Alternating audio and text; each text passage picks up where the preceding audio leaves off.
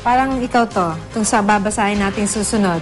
Isang Pangasinense na nahihilig sa pangungulekta ng samut-saring bonsai. Isa lang naman yung akin. Nakakahiya naman on national TV. Aabot na ng 1,000 ang koleksyon. Wala nga sinabi sa'yo. O bukod sa nakaka-relax, pero totoo nakaka-relax yan. Paghapon doon ako lagi sa may bonsai bukod sa pang-relax ngayon, kumikita pa siya. Kilalanin nga natin sa report ni Jasmine Gabriel kung sino yung kumikita sa bonsai mula sa Dagupan. Tingnan mo sa rotage, magandang rotage, ang base, panipis ng panipis hanggang taas.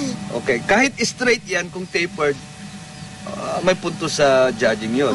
Kahit anong galaw, kung sa gitna is bulky or hindi siya, may deduction yon. Siya si Ray Salcedo ng San Jacinto, Pangasinan.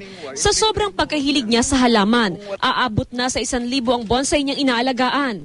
Iba't ibang uri ng punot halaman ang pinatutubo ni Ray sa maliliit na lalagyan. Mabusising naturang Japanese art form.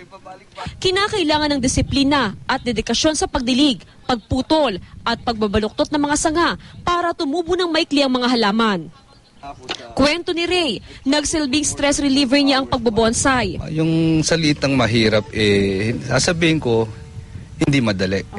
Pero yung salitang yon, nabubura yun, kung yun nga, babalik tayo sa walang nasasayang na oras, minuto, kung nag-i-enjoy ka. Bukod dito, pinagkakakitaan na rin ni Ray ang pagbobonsai. Sa loob naman ng 4 na taon, libu-libong bonsai na raw ang naibenta niya sa iba't ibang bahagi ng Luzon.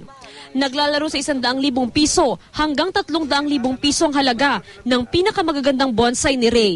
Nakaraang panahon, nakala mo ay sa ibang tao ay sayang, sa akin, hindi sayang. Kinakatuwa ako at hindi rin ako titigil hanggat hindi ako nagsawa, ba't hindi ko nakikita yung nagsasawa. Bottom line is, nag-i-enjoy ako. Jasmine Gabriel, Nagbabalita Pilipinas.